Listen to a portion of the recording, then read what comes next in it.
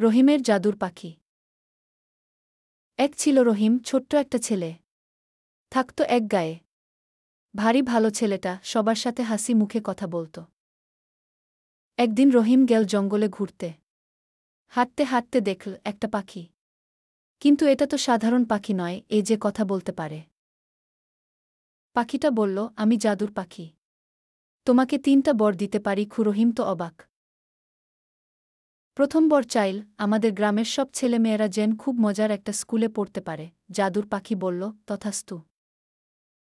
রহিমের দ্বিতীয় ইচ্ছা, আমাদের গ্রামে একটা বড় পুকুর হোক। সবাই মিলে সেখানে মাছ ধরবে, খুব মজা হবে। জাদুর পাখি আবার বলল, তথাস্তু। 2টো বর তো পাওয়া গেল।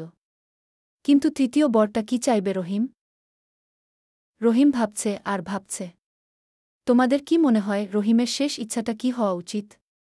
তোমরা কমেন্টে লিখে জানাও তো। রহিম শেষে বুঝতে পারে অন্যকে খুশি করাই সবচেয়ে বড় ইচ্ছা।